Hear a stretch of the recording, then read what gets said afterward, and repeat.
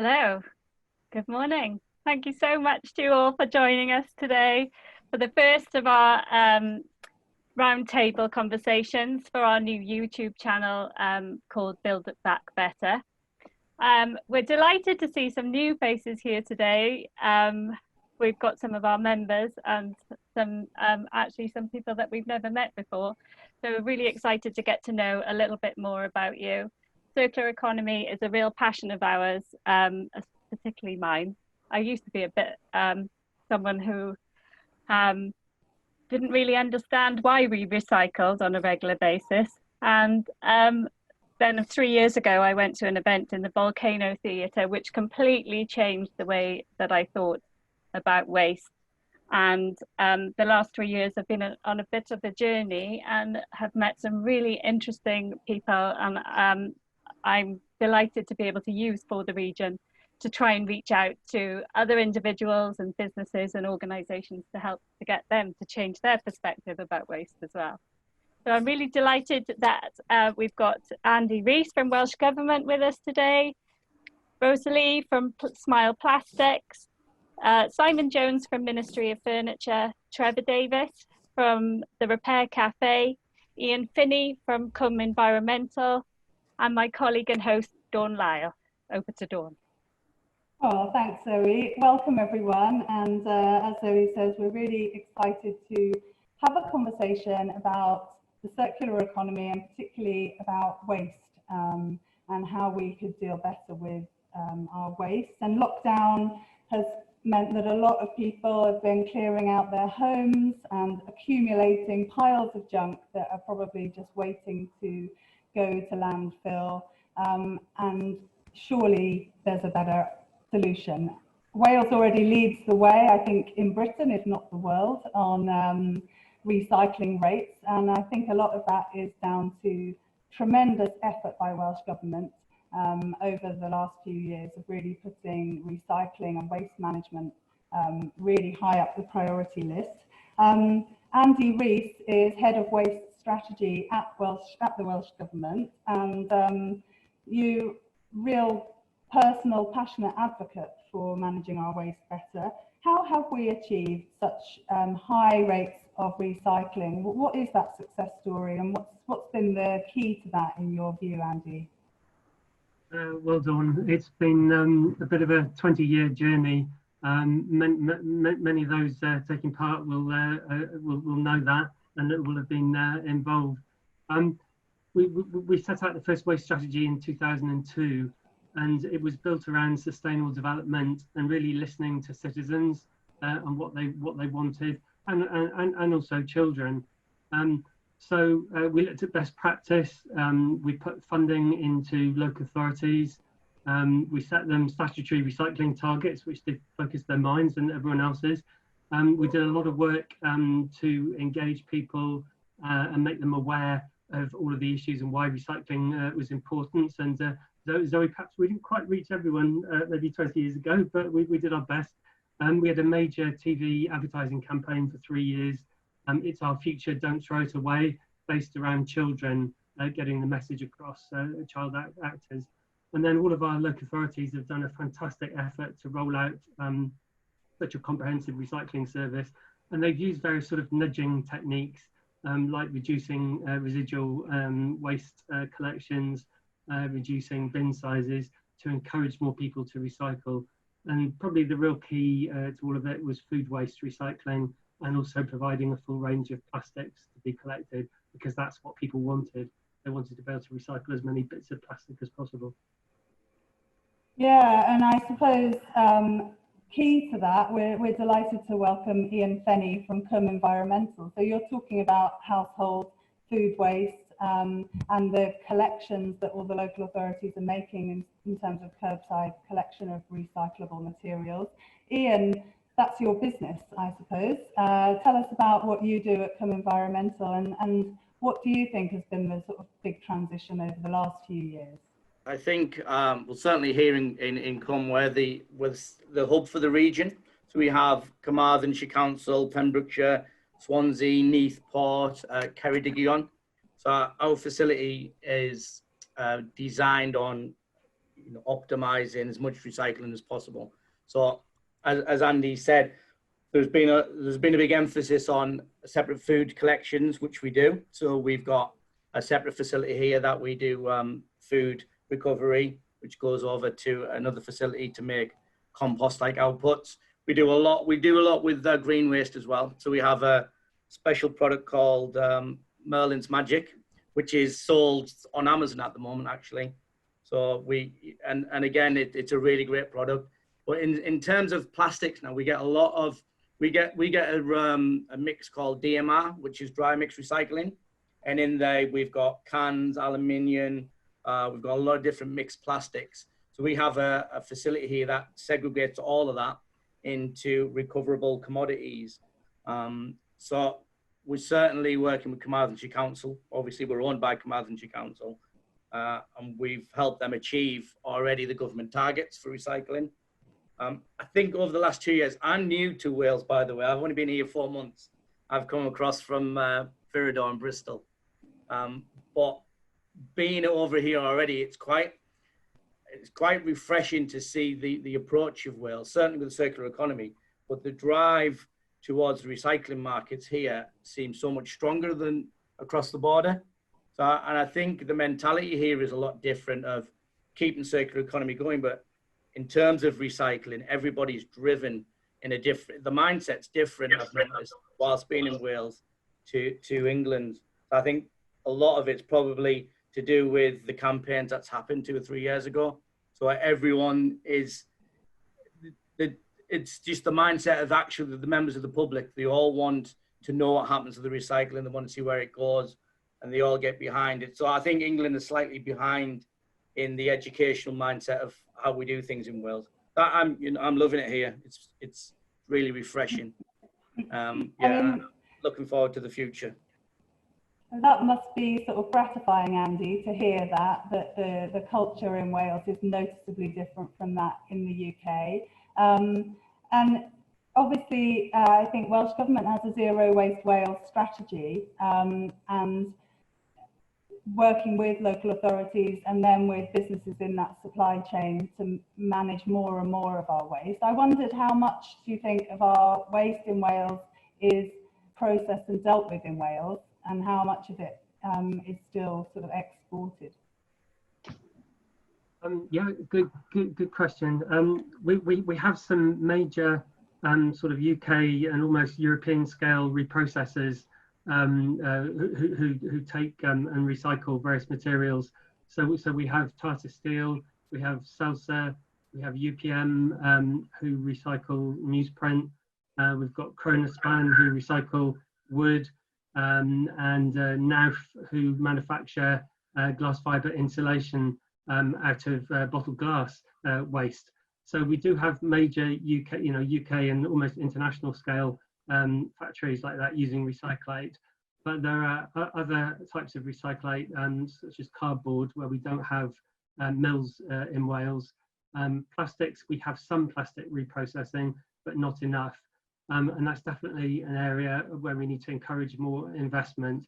So our goal is to try and recycle and use as much of it as possible within Welsh manufacturing, where that's feasible within global supply chains. Let's not forget that a lot of what we buy in the shops is manufactured abroad. So some of our recyclate goes abroad, so it's incorporated into those products that were then imported and used within the UK. And all raw materials are circulated all around the world because they're global commodities. So we just need to keep that in mind. But as far as possible, we want to use as much of the recyclate within Wales as we can. And we're supporting various programs to try and achieve that, including, you may hear from one of the companies later, hopefully, Smile Plastics is a good example. Great. Well, on that note, Smile Plastics, we've got Rosalie here. Smile Plastics is a business based in Gower in Swansea, and you take plastic and make it into beautiful materials, I think, Rosalie, don't you? Do you want to tell us a little bit about what you do? Yeah, sure. I'll give you an overview, and apologies for the terrible internet connection in advance. Okay, so I'm Rosalie. I'm one of the founding directors of Smart Plastics. We are an artisanal materials design and manufacturing house where we make sort of large-scale decorative panels and products from various waste streams. It tends to be predominantly recycled plastics that we work with, both consumer and post-industrial waste.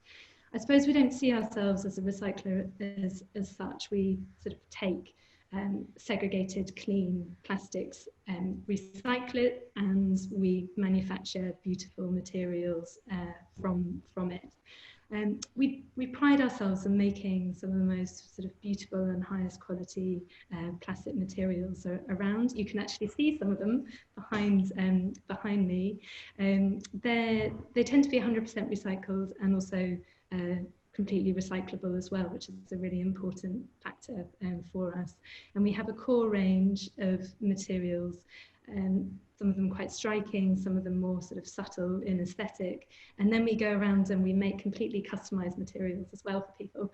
And it might be anything from a particular color palette that our clients are wanting to work with, through to specific patterns, and also looking at specific waste streams as well. And we can work with our own clients' waste to manufacture panels and products for them as well.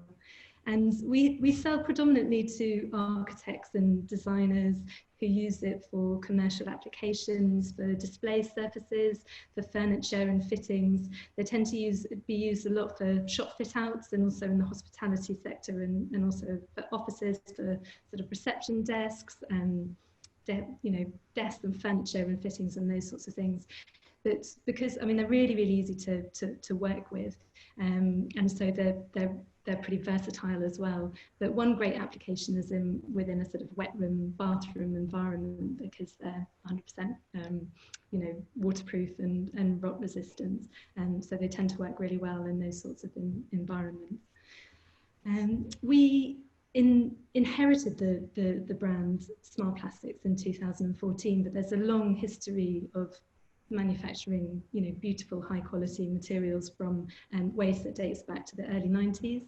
And we've sort of reinvented the concept, and we've been growing year on year.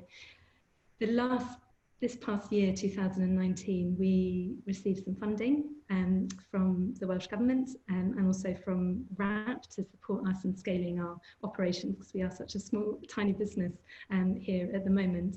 And through this process, we're making larger scale panels that are 3 meters long instead of 2 meters long, and that's going to massively increase our production capacity, which is really important because we're really just scratching on the surface of the waste problem at the moment. So it's all about scalability for us, and we're probably talking about this a little bit more in later on in this webinar. But we're all about scaling our micro factory around the world, both in Wales. Yeah. The world. Yeah, I think it's a key theme, and we will come back to it. How scalable are examples like that to scale up to the level needed to solve the enormity of the problem. And I think we've heard from 2 different business organisations in our region that are helping to deal with some of that waste material. And we can hear quite clear messages from Welsh Government and from you, Andy, about that being absolutely the strategy to make sure we're getting more value out of those waste streams. And I think there's a saying, isn't there, that one man's waste is another man's treasure. And it's clear that we all want to see more of that. But where does the power lie? I mean, I'll start with you, Andy, from Welsh Government. Is the power to change our behaviour with government? Is it with the local authorities? Is it the big businesses? Is it us as individuals, as consumers? And where does the power lie? The power to change really rests with all of us, and all of the organisations you've mentioned there. We've each got to play our part, and if we don't, we won't succeed. So government has a role, business has a role, and community enterprises have a really important role. But probably most importantly, it's down to individuals. We need people-based solutions to get the necessary change that we need. And as you said earlier, You know, we have a very receptive public in Wales who are keen to do the right thing environmentally. They get it and understand it, which is fantastic. Who else would like to come in on that, about where the power lies? I'm interested in whether you think we need regulation, or is it culture change and individuals? Hi there, hi, it's Lara from Natural Resources Wales. Lara. Hi. Yeah, I'd agree with Auntie that it's definitely a combined effort, you know, from everybody, individuals to businesses, local authorities, government. But we need to remember as well that you know, household waste accounts for a very small amount of recycling within Wales, and we need to be looking wider at what we can capture from industry and businesses to sort of widen our target and our approach, so that we can get a sort of a higher result, I suppose. And so engaging businesses in thinking about becoming zero waste, do the infrastructures exist to help businesses think differently about their own waste streams? I mean, maybe Ian, you could come in on this in terms of environmental. Are you engaging with businesses and with industry and coming up with solutions for those different waste streams? We are. I mean, we're quite passionate about circular economy here, but I think in terms to drive change, we've got already recycling targets. But I think from a business perspective, there has to be financial incentives for, obviously everything we do as a business is based around profit as well as other aspects. So for here, some of the key things we're looking at is recycling our own plastic. So we export quite a lot of plastic to the UK and Europe. We're looking to actually put manufacturing on this facility. So we've extended, we're a 100-acre site. We just bought a further 60 acres. So we're looking to develop CWM Environmental as a hub for the southwest of Wales. So on here, we're wanting to build an eco park and bring in all the small types of businesses that lend its hand to circular economy. So we're looking at, you know, making, because at the moment our compost bags come from England, so to speak. So we're looking to actually use our own plastic here to make our own compost bags to then sell the product locally. We're looking at manufacture of concrete blocks here. So where we have waste glass, waste aggregates, we're looking to then start manufacturing blocks, which are the construction blocks, again, for use in Wales. So we're using Welsh waste to make end-of-line products. So we're doing that for, there's financial benefits for that, but there's also good environmental benefits in helping Martha's Council reach its environmental targets and exceed them. We want to push beyond 65%, 70%. We want to keep pushing the boundaries till we, you know, us as a business are one of the best recyclers in Wales, if not one of the best in the world in terms of what we're trying to achieve. So it's difficult. We do have our targets, and some people struggle to meet them if the financial support isn't behind. So I know Welsh Government are looking at funding a lot of circular economy projects, which is great for us, that we can tap into that funding. But where we can't, we've then got to try and attract commercial investment, external investment. And that's not always easy because the market with commodities changes. Like oil prices have dropped now. So plastic has dropped 40, 50 pounds per ton in its value, only over a month. Cardboard's the same. We've lost 40 pounds a ton from what we were selling last month to what it sells this month. So because the market moves so rapidly, businesses have got other areas that they have to consider. So, you know, legislation's good, financial benefits are good, but if we have a stable output, so whatever waste we produce goes back into a Welsh economy.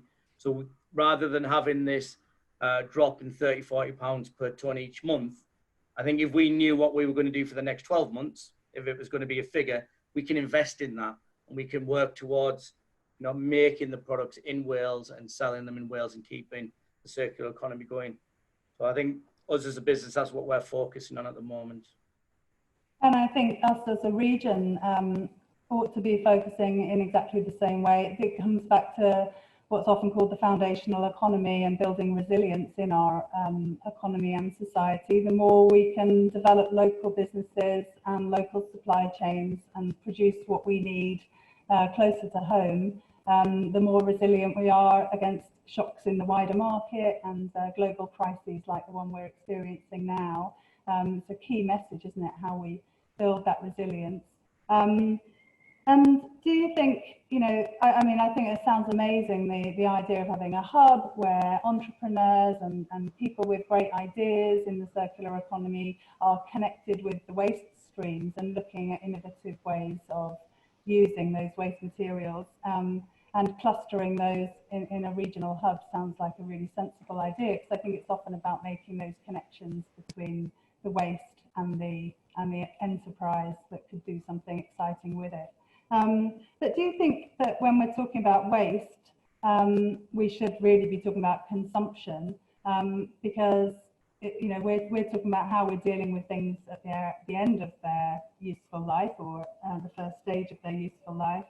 But we've got such a throwaway culture. Can we talk about waste without talking about consumption? And do you think the signs are there that people are changing their attitudes and genuinely embracing the idea of zero waste?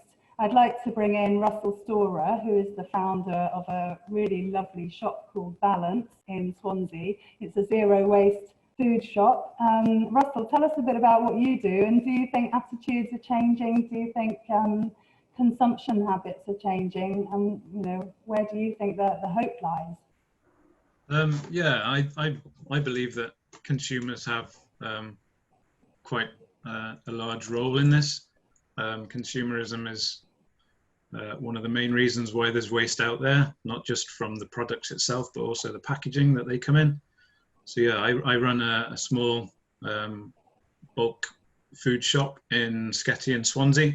I try not to call it a zero waste shop because we have waste ourselves, so it sometimes gives people a reason to say that you're not a zero waste shop. But so yeah, the idea is that customers bring their own containers with them for the dry foods and personal hygiene products, cleaning products. We've been open nearly a year now, coming up in July, which is crazy. And we may, looking at figures, may have saved 3,000 plastic bottles, maybe more, going into recycling or landfill. It sounds a lot, but really the amount of waste that is out there, we know that it's just a drop in the ocean. But we're trying to change habits, and we're getting new customers in every week. I think people are on a journey. Possibly the current situation has made people think a little bit more about their household waste, because they can see it a bit more, because they're all stuck at home now. They can see their bins piling up, and you know, they may still be ordering things online. It's not that shops have closed completely, so they can actually see the waste they're bringing in now, and the streams that are going out on bin day. So I think everyone really is going to play a part in this, particularly the consumer aspect of it. That the less we buy, the better. We tend to buy what we want as opposed to what we need. So, you know, from all angles, really, from consumer to business to councils to government, everyone definitely plays a part in that. Zoe, it's something you're passionate about, isn't it? All this waste that you take home from the supermarket, or that comes with all the products all the time. And do you think that there's more that supermarkets should be doing, or whose responsibility is it? I think, as Russell has said, that COVID has given us an opportunity to look at everything that we're buying on a regular basis. We're not going anywhere, we're not spending any money, we're looking at all the things we bought and thinking, do we need to, like, what did we buy that for? Everybody's been clearing out their garages and sheds and attics, ready, waiting for the refuse centres to reopen so they can just get rid of all their waste. But what is a real opportunity for people to think differently about what they can do with that waste. Do they really, you know, we've got Trevor from the Repair Cafe. You know, it's a real opportunity for people to think, well, I can just get this repaired. Why am I wasting all my money on just chucking things away and buying new things. I think there's an opportunity to create new jobs, a new economy. Like Dawn mentioned, innovation is key to this. It's a real opportunity for the next generation to come up with ideas. We could be really unique here in our region. When it comes to the circular economy, we could create a whole place. I don't know whether anyone's been to Byron Bay in Australia, but it just feels so different. Everything is organic and sustainable, and it just, imagine if we could do that here in Southwest Wales. I think it would be really exciting, and I think it's by getting the next generation involved at an early stage can really help to drive the mission, really. Well, I'll bring you in, Trevor, from the Repair Cafe. I mean, speaking personally for myself, I have no skills in fixing anything, and I often feel just really powerless when something breaks down, and the frustration of thinking that I know there's life in this thing, but I don't know how to fix it. Do you think as a society the loss of all those skills is part of the problem, and do you think we can rebuild that skill set of repairing? I think maybe a generation or two or three ago, people were better at fixing things because they had to. So, and you keep a skill because you need it, and as soon as you don't need it, you just lose it, because we haven't needed to repair for so long now, really. I suppose we need to repair things now, thinking on it, but we haven't thought that we had to repair them. We could just get rid of them. And it's that sort of attitude that's come to the fore now with people, I think, and it's changing slowly. But I still think it's such a small amount of people that think, I mean, we do. But when, I mean, I've got a flooring company, and I see everyone. I saw every kind of customer that you could think of, and the vast majority of my customers have no idea about this. They go to BMFM, they buy a load of landfill waiting to happen. Their kids use it. It's in landfill. It's just plastic, and they're a long way from where perhaps we are. And I think it's pulling them into, it's educating them, and I think that's our biggest challenge. I think, I don't know if Russ in his shop finds the same, that it's perhaps more middle class, perhaps people, maybe Rosalie the same with her products, it's quite easy to convince people to make a bit of take a financial hit if they can afford it. Whereas if you ask a single mother of 4 kids to perhaps start paying a bit more for things, she's just going to say no straight away. She can't even think about that, And it's those, there are some holes in our, where we're going forward in this environmental movement, and we're going to leave people behind because those 4 kids won't be brought with as either, But I think certainly teaching people how to repair stuff would be a great thing, and kids could get involved in that as well. I've just been writing a few things down. We talked about incentives, whether it was government or individuals.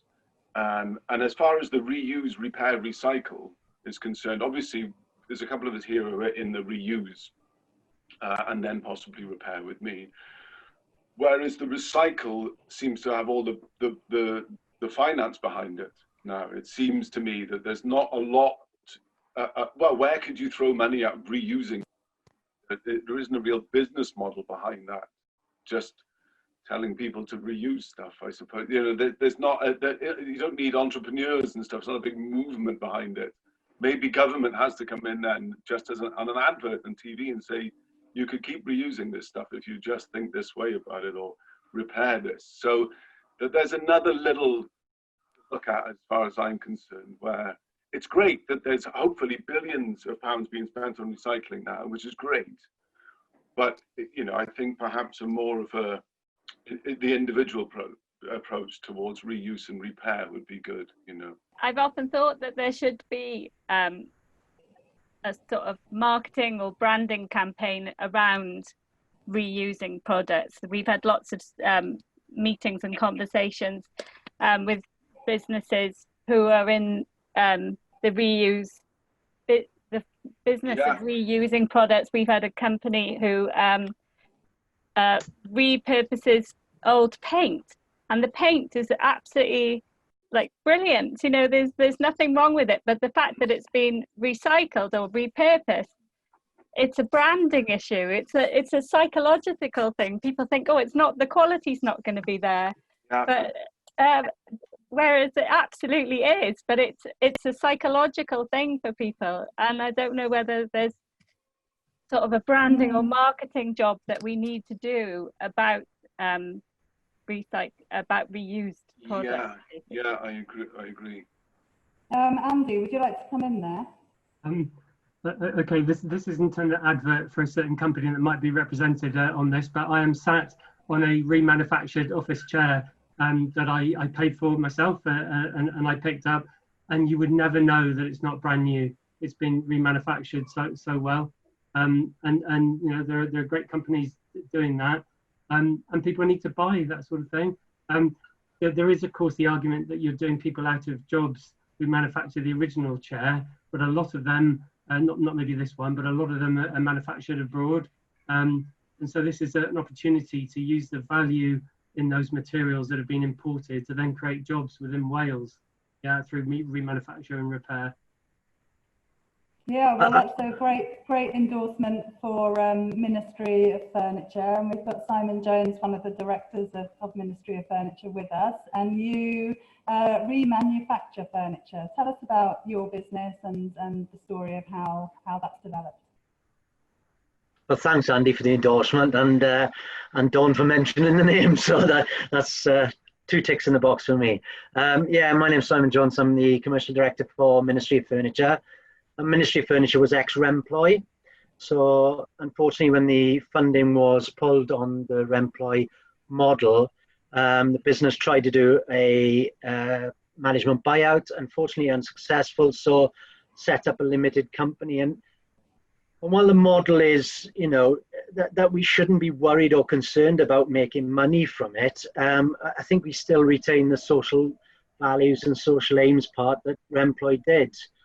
And we sort of fell into the circular economy stuff about 3 years ago when Swansea Council asked us to look at a number of pieces of furniture that they had, and then a larger programme. And I was just totting up some numbers this morning, and interestingly, with our start with the Orange Box G64 chair, which Andy has said that he's sitting on there, is we've probably sold about 3,000 of them in the last 2.5 years. Wow. And that's not a bad thing, you know. I think we've saved about 6,500 office pieces of furniture from going into landfill. Again, and we fell into it. We've done okay with it, and we're rolling with it as best we possibly can. I do think that there is a mind change and a preconception by people that it's not going to be as good a product, and I totally agree with that. And education is a major part in that, whether it be at school level, especially, so that we get future generations involved and you know, really buying into this. I think that's really important. When I do talks for Rap Cymru about the office furniture, I think they envisage, like my wife does, you know, the old Annie Sloan paint. Making good a dresser, and there's nothing wrong with that. I've got a couple in the house, but the office furniture just looks as good remanufactured as it would if it was brand new. And I think that mind change and that mindset needs to be addressed. And I think a marketing campaign, maybe led by Welsh Government on brilliant companies in Wales like the ones that are represented here today, could be a fantastic drive. I mean, maybe not advocating particular companies, but you know, a marketing campaign around that could be really well sought. I really appreciated what you said, Trevor, about landfill waiting to happen. You know, that's a label that needs to be smacked onto a huge amount of what we buy and use.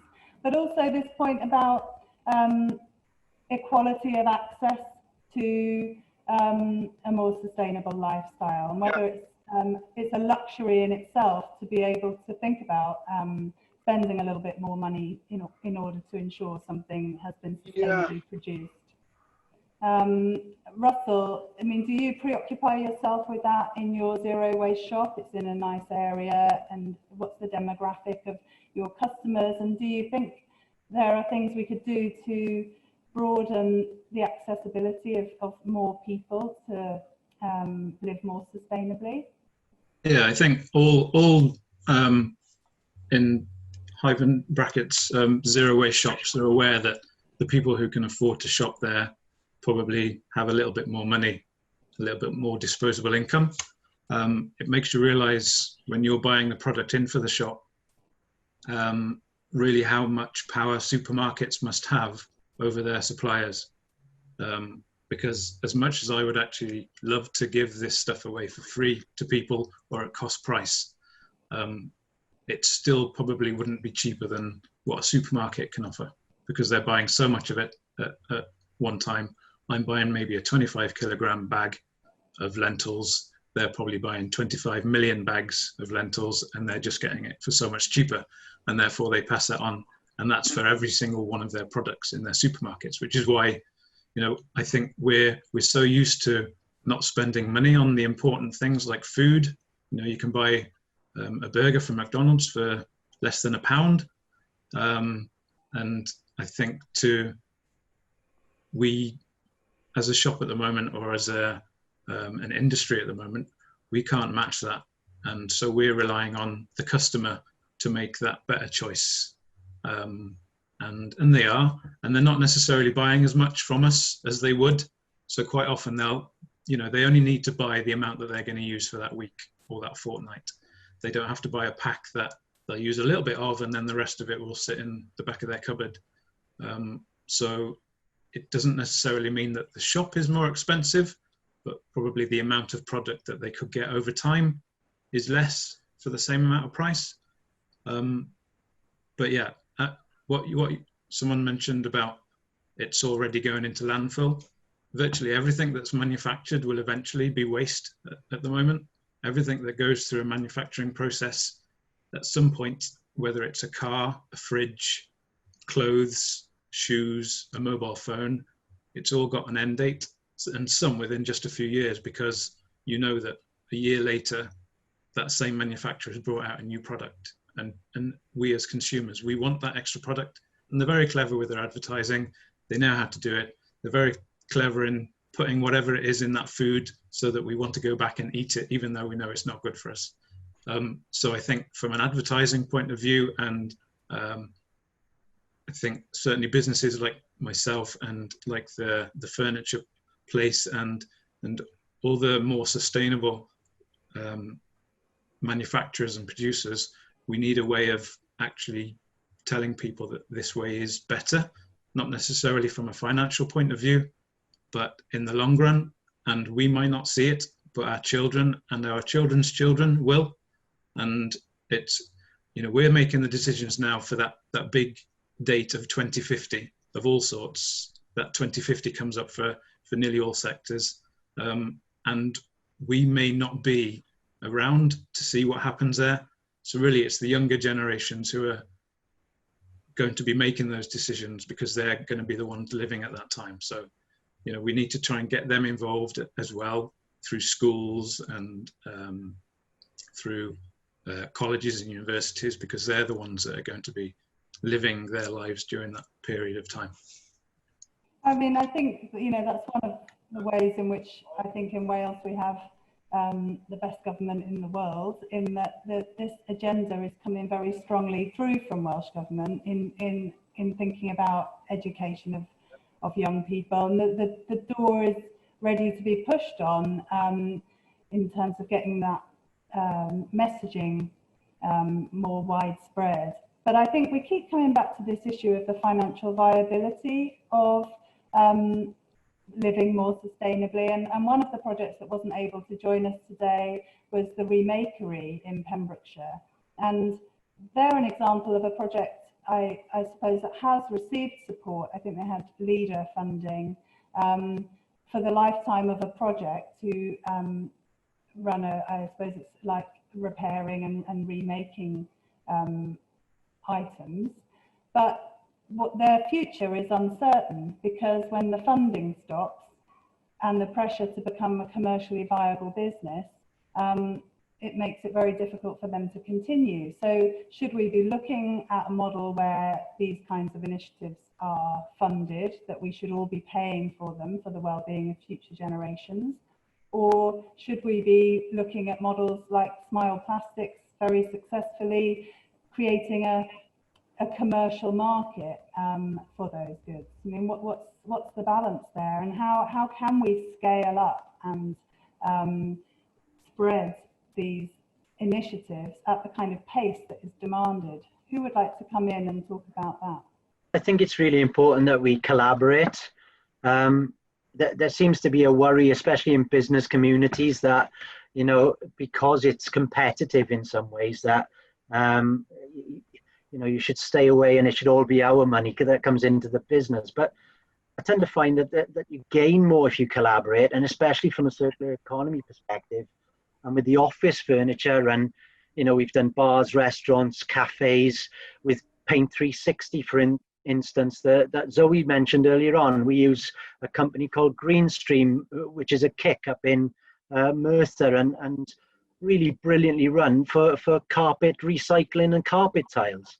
There are various brilliant companies that I know of in Wales and further afield that we should embrace and we should join forces with in order to gain the better end product.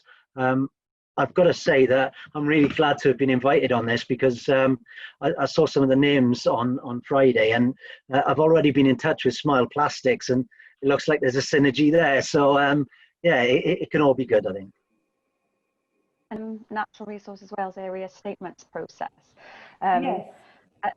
Well, they've just gone live in March, our first area statements, but they're sort of an iterative process which we're looking to develop over the years.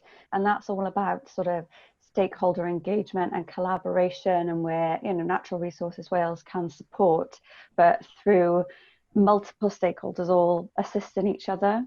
So I know that the team that are leading on that have been in touch with you, but it would be a really good opportunity to get your views and your involvement and your member involvement within that process, because at the minute I believe there's 4 themes for the southwest area, and there's not one specifically on circular economy, but if we can get a circular economy within that area statement, there may be opportunities that come out of those area statement processes and any funding that then can sort of help with initiatives to help with the prevention and reuse and repair.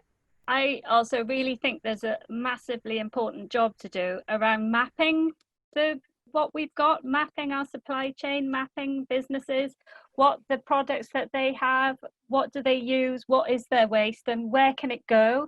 And then by mapping that, we can link it up.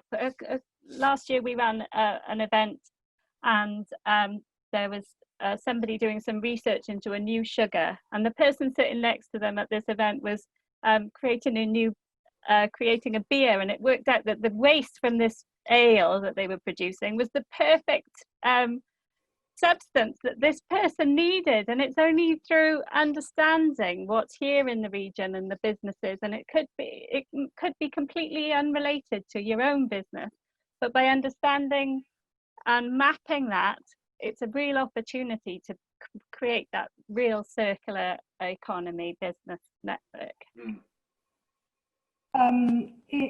Rosalie, do you want to come in on that from Smile Plastics? I just wanted to make a quickish point that my personal view is that a lot of different parties can really benefit from the circular economy, and it should be commercially viable for both consumers but also businesses. I think there's often this false economy with buying cheap stuff that is not designed to last, that's only going to last, you know, for one or two times, and I think over time people realize after buying cheap stuff that it doesn't actually make financial sense over the long run.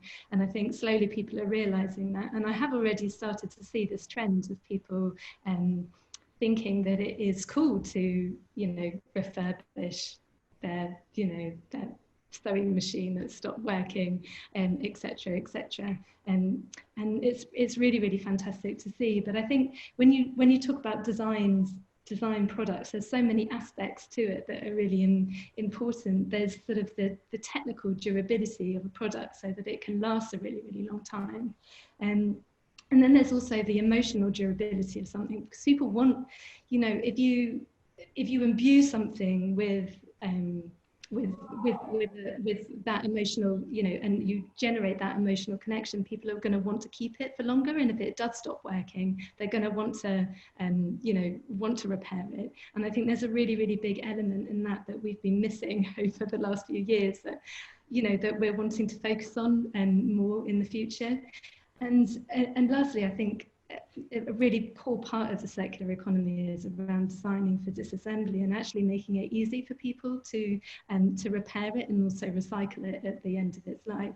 And I think if you can do all of those things, then there's actually a win-win for everyone concerned, financially, but also kind of environmentally as well. And I suppose at Smart Plastics, that's exactly what we're trying to do.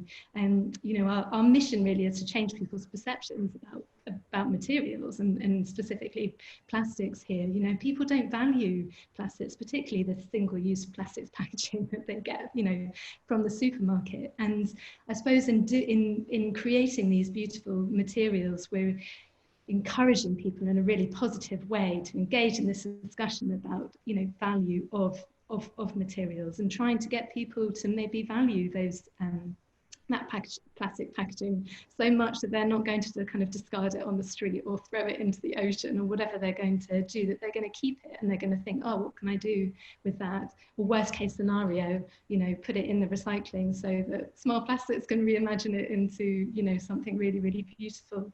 And you know, I suppose with the materials that we're making, they're high quality materials that are designed to last a long time. And that's a really big part of it. And it might sound a bit stupid, but we're sort of trying to make materials that potentially could be heirloom pieces that, you know, if something happens to them, you'll want to repair them, and, you know, worst case, you know, you'll hand it on to the next generation. And I suppose we're trying to do an element of that.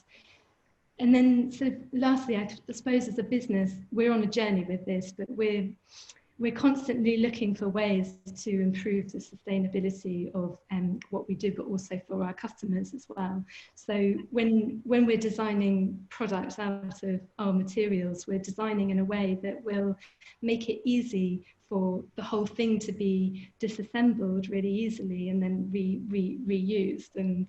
And we actually, you know, we offer a cutting service for our customers so that we can ship out just what people need, which reduces shipping costs and all the carbon, you know, around that. But it also means that we can take the kind of skeletal waste and we can recycle that internally ourselves. And then we're also kind of offering buyback schemes for our customers as well. So at the end of, you know, let's say it goes into, our materials go for tabletops in a cafe and they last a few years there, we're happy to take that back and buy the material back. And so all in all, it starts making real commercial sense and environmental sense for you know, a whole host of businesses here in Wales to start looking at that kind of thing.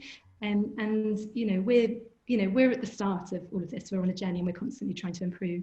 But I think if we look at all aspects of design, if we're looking at emotional durability and if we're looking at technical durability and we're looking at how we design products in a way to extend their life, then I think we're all going to be in a better place. Really inspiring. Rosalie, where do you get your waste from now? We tend to work with waste management companies and buy, recycle it from them. It tends to be post-commercial, post-industrial and post-consumer waste. There are a couple of companies in Wales that we work with, but we also go far further afield, a lot, you know, in broader in UK, and we also sometimes get our recyclate from Ireland, and so we're constantly. And in combination to that, I might add, you know, we tend not to sell a huge amount in Wales. We tend to sell, you know, we sell globally, and we sell a lot to London and the kind of design architectural hubs around the world. We don't actually sell very much to Wales. And so one of the reasons why I thought it would be so great to network with you all is because we are on a journey to try and source our raw materials more locally, and also to sell more locally. And the whole concept of our microfactory here on the Gower is so that we can do just that. It's about local making, really. And the whole concept is that we then replicate it around the world to keep everything local, but on a global scale. But it's all about, you know, sourcing and supplying locally. And, you know, I mentioned we're on a journey with that, and yes, we are doing a bit of it, but we want to do a lot more. I mean, that is those connections, the supply chain connections that are crucial. Ian, you mentioned that the intention is to create a cluster of small businesses, presumably that you will, as Come Environmental, be able to sell recyclate into those businesses. But what do you think can be done to nurture and support more people like Rosalie to make amazing things out of waste? Yeah, obviously I'm very interested in a lot what the panel's got to say. So we're developing, trying to develop a circular economy. So we've got people like Rosalie have little facilities on our own facility here. So we'd expect to have reuse shops. So one of the things we're currently looking at, which I'd be interested to speak to Rosalie about, is we're looking to manufacture our own sacks for our compost. But on the back of that, looking to see what else we can make here. So we've got the financial will to put some investment in locally, but to work with local companies. We've got no experience in manufacturing plastic goods. So it'd be interesting what synergies there is locally. Same with reuse. So we've got 4 HWRC sites that we operate for Carmarthenshire Council. One of our current projects I'm working on is reuse. So do we have a reuse shop? Do we have a repair shop? Do we have a reuse central facility? Again, we don't have much experience in that. So I'm looking to try and draw on local expertise and to see what they can do in conjunction with ourselves. So again, bringing these local businesses here and helping us reuse, recycle, and keep it all locally. So it's quite interesting what opportunities could be just with the panel we've got here, let alone the wider areas of Wales. So yeah, definitely would be interested in speaking to Smart Plastics about. These are projects that are happening now that I'm currently looking at. So it's not in 12 months' time. These are things we want to do now. And that certainly will be helping local businesses then build their brands as well in conjunction with ourselves. Because we're a big operator, obviously we're the biggest in the Southwest. We want to be the hub for the whole of Southwest of Wales, if not South Wales. So like I said, we've got a big opportunity. There's big development plans for this particular facility. So all of the businesses we're talking about, we're looking to encourage to come here and work with us. So everything we're producing at the moment, plastic will stay in the UK. We have some local companies, but some will go to Germany. Cardboard will go to France. And it's like Andy said, we don't have a mill in Wales where we can send our cardboard for recycling. So that's a bigger picture. That's the Wales government trying to encourage that kind of industry. But on a smaller scale, on micro scales, there's things we can be doing now and making all of these companies part of our future plans, which we're literally working on as we speak. So yeah, it's pretty exciting. Hopefully these guys will contact me after this and we can see what we can do now. Yeah, absolutely. Really interesting and exciting opportunities just from a small conversation. I think that's what Zoe and I feel so inspired by, is actually when you just try and join up some of the dots, people from different perspectives within that world, within that supply chain. The opportunities are there for taking, and it's just about better collaboration. Who else would like to share any final thoughts on any of the themes that we've talked about this morning? Yeah, come in, Trevor. Yeah, I'm just talking about scaling things up. It was just interesting when Russ was saying about sort of competing with supermarkets. And it just seems to me that I think that supermarkets would have paid attention to zero waste shops and the amount of maybe rich, disposable people who shop there, and they'll act accordingly. So they might change their ways in their packaging because of shops like you. So whereas you might not sort of scale yourself up in that way, the amount of packaging will be reduced just because supermarkets will be scared of losing you. So there's that to sort of think on, in that yeah, supermarkets are the bad guys, but if we can almost force them to change in that way, there's another thing that you're doing in that way, if you know what I mean. So as far as scaling up is concerned, it's sort of scaling across ways, I suppose. I don't know how that would... That's a great way of thinking about it, and I guess we're all responsible for that. When we think that as an individual we can't make a difference, it's actually in the example that we set and the our behaviour on others. So yeah, you won't like your shops, Russ. I don't think Tesco's will like all these little shops coming up, which is a good thing in a way, and they can change. Could I just quickly ask Simon, did you mention, was it Greenstream, the carpet recycling place? Yeah. Yeah, it was. Yeah, yeah. I've got a flooring company and I lay wood floors, and the amount of old carpets I pick up is unbelievable. I got to pay to get rid of them right now. Really? Yeah. Ellen Pets runs that up there.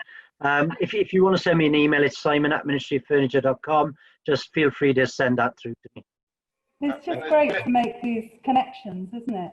Russ, have you got any closing thoughts on any of the themes we've been talking about? Yeah. So yeah, I understand that ideally what we need is the bigger businesses, the ones with a bit more say in what goes on out there. Certainly step up, see what we're doing, take note, and hopefully trial things. There are some supermarkets out there. Waitrose, I think, trialing one at the moment. Marks and Spencer's have trialed them as well in areas. I'm hoping that the trial doesn't depend on whether or not they're making money from it, and actually that they're making a difference. I think that's the key. And as was mentioned, we are the consumers, and we're the ones really with the power in our wallets where we're spending our money. And businesses will see that, they'll check their data, and if we're spending money in the right places, then hopefully they will catch on. And I guess whether or not it's for the right reason or the wrong reason, if it changes it, then it changes it, and that's the important thing. So we'll keep chipping away. There are lots of these smaller zero waste shops opening up throughout the country. Unfortunately, when I started mine, there weren't any grants or any help out there financially for us, so we had to go through Business Wales for small loans or invest our own money into these things. So maybe if more grants were available, then you'd see more opening up, and not just zero waste shops, but all these other sort of smaller independent businesses where people are trying to make a difference as opposed to trying to make a profit. Unfortunately, we all need to make a certain amount of money to be able to live and to eat and to afford things in life. But I guess the less we buy of things, the more we can spend on the good, sustainable products, and hopefully guide businesses that way instead. And a key part of that is keeping that spending local as possible. I mean, Rosalie was already talking about the importance of finding local suppliers and buyers. But when we talk about supermarkets, we know that the money that we spend in the big supermarkets disappears out of our local economy immediately. So all these things are connected, aren't they? We want people to have access to more sustainable products and services, but we also want them to be buying those in our local economies, and that wealth that can circulate locally can enable businesses to thrive within our local economy. And what we all want is for those businesses to be exemplary and exciting and innovative, sustainable business opportunities. Andy, I'd love to hear your thoughts on, is there a prospect of regulation forcing culture change among big manufacturers and big supermarket chains? What influence has the Welsh Government got on that? What's the plan for the next few years? I mean, what's the vision within your office and the wider Welsh Government of how to scale and move more quickly with a lot of these ideas? Okay, if I could just make the personal comment I was going to make, actually, but it was very linked to what you just said about local. My own experience with the pandemic is that I've been buying virtually everything I need from our 2 local shops in the village, which I've walked to. Where I have bought something, I've bought it from the original company who makes it or sells it, rather than going through a very large internet sales organization. So I've gone directly to the relevant company to try and make sure they benefit. But that emotional connection that Rosalie mentioned, I think, is really important here in terms of buying local and buying locally made. Important. In terms of our vision for the future, a quick plug for our circular economy strategy that we consulted on at the end of last year, Beyond Recycling. There's a whole load of things in there that we suggested and where we sought people's views on the way forward. And I think we've had pretty strong support for the things that we suggested, and we've also had new ideas come in, which is great. As we've learned in terms of our recycling success, the role of government is quite important in applying the relevant sort of instruments or levers, but then working with everyone to try and deliver the solution. So we're really keen to work with Welsh manufacturers, Welsh communities, the zero waste community. I hear what you say about grant support. We do recognise that some sort of seed funding, may be necessary. Obviously, there is a big challenge with budgets for the future. As we come through out the other side of the pandemic. So, who knows there. But government needs to lead. Public procurement is an area that we're very keen to look at and make sure that we lead the way in terms of procuring remanufactured furniture, office furniture, for example, using re-engineered paint, perhaps buying items that can be repaired and upgraded rather than recycled or disposed of. So government itself, through the whole of the spending power of the public sector, can help drive change. And of course, the public sector employs a lot of people as well, and influencing their hearts and minds is very important as well. Whilst at the same time working really closely with businesses, with organisations like yourselves in terms of clusters and hubs, and that collaboration is really important. And of course, with the Swansea Bay City deal, which I was also keen to mention, we hope there'll be opportunities there to embed circular economy within that and support a number of the initiatives that we've talked about. So thank you. Oh, thank you, Andy. I think it's been an insightful conversation on a number of fronts. We talked about the need for marketing campaigns and promotional activity and a kind of rebranding of sustainable products and services. And we've talked about mapping and the huge untapped opportunity that exists by just connecting up the dots a little better. For the region, Zoe and I just passionately believe in the power of change makers and entrepreneurs, and those people who've got great ideas and want to push them forward. Those are our greatest hope, and we really think that connecting the dots between those who want to make things happen and those who have waste that could be remanufactured into exciting things. There's such opportunity for jobs and skills and communities, and we'd love to help facilitate that process in any way that we can. I'm conscious of time. I have no idea how long we've been talking for, and I think we could go on a lot longer exploring all the avenues of this. It's one of those big challenges that we face, and certainly something that's you know, ripe for exploration and conversation. But I'm so grateful for everyone for tuning in today to talk about and think about the issue of waste and the opportunity that the circular economy offers for the future of our region. And if you're out there with a business in the circular economy, get in touch with us, because we all want to meet you, and we want to explore those opportunities for collaboration. Thanks again to all our guests for joining us, and we hope we'll see you again soon. Bye for now.